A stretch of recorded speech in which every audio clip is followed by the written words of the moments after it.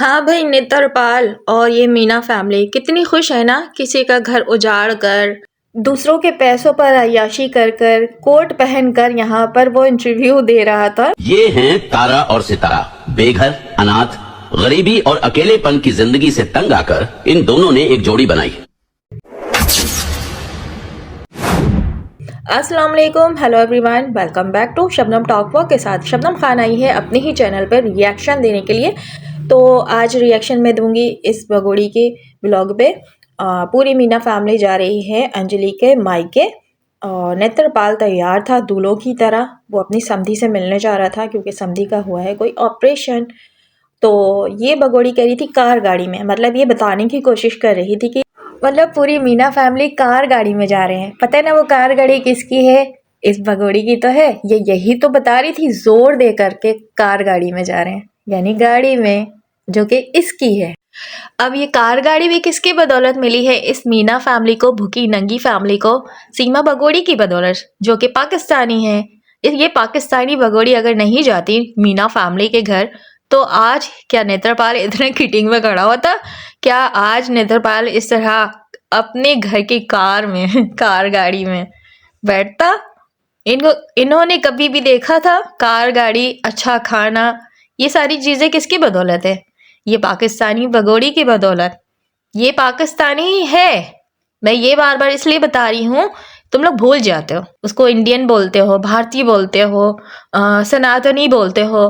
तो सनातनी है नहीं है वो तो हम यहाँ पे हर बार बता चुके हैं कि वो एक्टर है, मटका लेके एक्टिंग कर रही है, सनातन धर्म को लेके एक्टिंग कर रही है। अच्छा, अंजलि जब जा रही है तो इसे बार बार ये याद दिला रही है कि पानी लिया वोमिटिंग होगी, पिन्नी लिया वोमिटिंग होगी।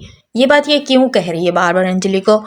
जब से इसने अपनी प्रेगनेंसी रिवील की है उसके बाद, जब से ये व्लॉग शेयर करी है उसके बाद इसने व्लॉग में यही कुछ तो दिखाया है कि इसे वोमिटिंग होती है, हो रही है, ये अभी कर आई है, इसे खाना खाया नहीं जा रहा है, इसे चक्कर आती है, इसे अचार खाने को दिल करता है, इसे मट्टी खाने को दिल करता है और बला बला बला बला बला।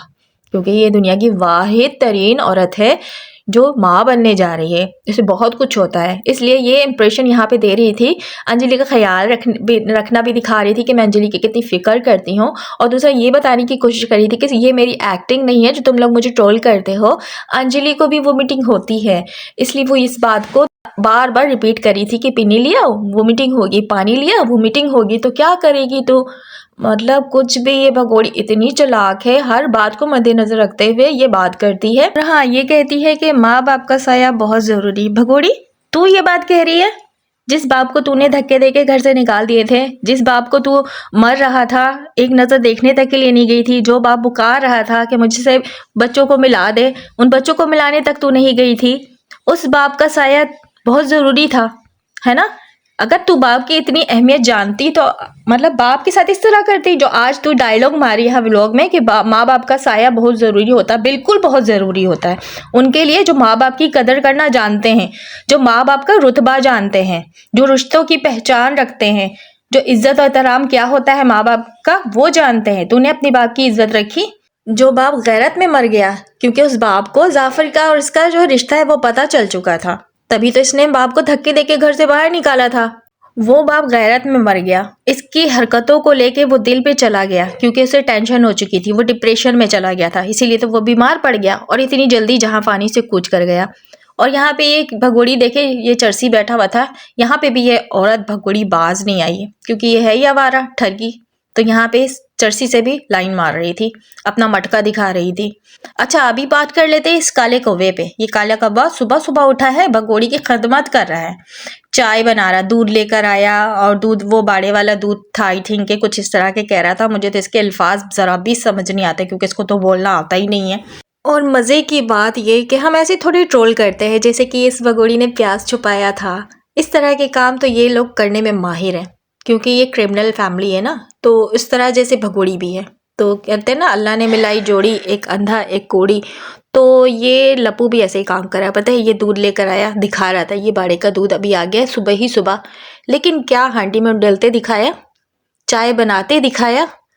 चाय किस दूध से बनी वो दिखाया? नहीं ना। हाँ, तो बस ये दिखाने की हद तक था, ये खाली बाल्टी दिखा रहा था। अब खाली बाल्टी में कौन सा दूध था अब क्या पता। पैकेट वाला था या फिर वो बाड़े से आया था वो था। बाड़े से अगर आया भी था तो वो दूध कहाँ गया? वो दूध से तो कभी ये लोग चाय नहीं बनाते, पैकेट वाले से चाय बनती है।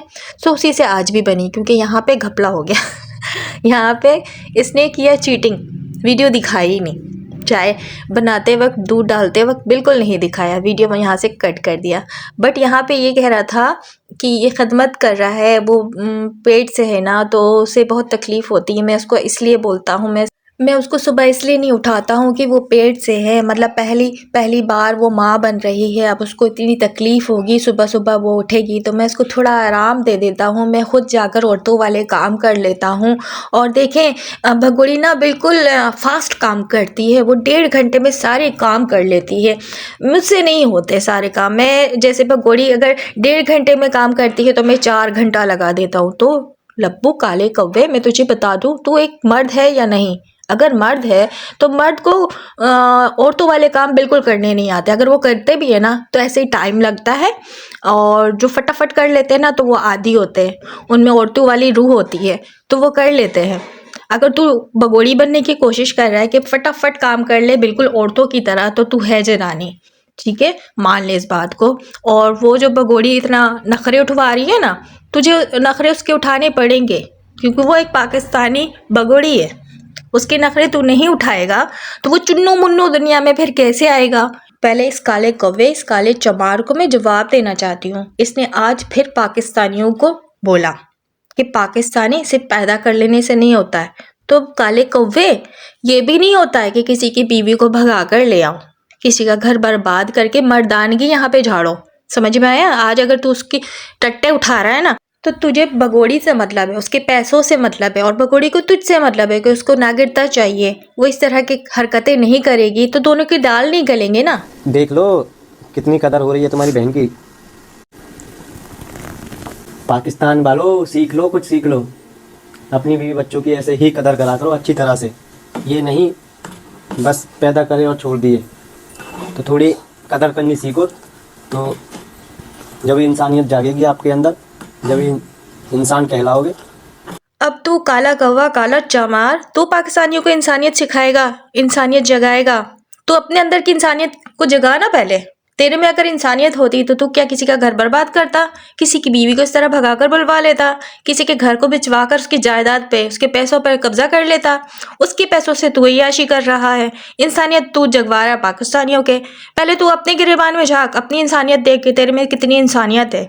तू जो पाकिस्तानियों को ट्रोल करता है बार बार, पाकिस्तानियों पाकिस्तानियों पाकिस्तानियों मामा, पहले जो मामा बना हुआ है ना इस भगोड़ी का, उसको जाके सुना। समझ में आया? पाकिस्तानियों से उस भगोड़ी का कोई रिश्ता नहीं है। तो ज़बरदस्ती क्यों मामा बनाने के चक्करों में पड़ा रहता है? एक मामा बना लिया ना इस भगोड़ी ने, काफ़ी है। तो उसकी चाटुगिरी में लगा रहे, वो उसकी चाटुगिरी में लगा रहे, दोनों लगे रहो उस मामा की चाटुगिरी में। पाकिस्तान से ना तेरा कोई रिश्ता है ना उस भगोड़ी का कोई रिश्ता है। पाकिस्तानियों को इंसानियत मत सिखा, पहले तू सीख। तुझ में इंसानियत है? अगर इंसानियत होती तो आज यहाँ पे ना हम बोल रहे होते, ना तो इस तरह बैठकर पाकिस्तानियों को बोल रहा होता। तो सामने तो आ जा, अगर तेरे में इतनी हिम्मत है तो एक कदम क्या एक उंगली रख कर दिखा दे, बाघा बॉर्डर पर आ जा पाकिस्तान में, वहाँ पे बैठ के भोका मत कर। सिर्फ वहाँ पे कैमरे के आगे तुझे भोंकना आता है पाकिस्तानियों के लिए। पाकिस्तानियों को इंसानियत सिखाएगा? तेरी औकात है? पाकिस्तानी को तू इंसानियत सिखाएगा? पाकिस्तान में होता क्या तुझे क्या पता है? पाकिस्तान में पैदा करके बच्चे छोड़ देते हैं और तू किसी के बच्चों को कब्जा करके बैठ गया नाग बन करके। तू अपने आप का देखना कि तू कितना गिरा हुआ इंसान है। तो पाकिस्तानियों को इंसानियत सिखाएगा?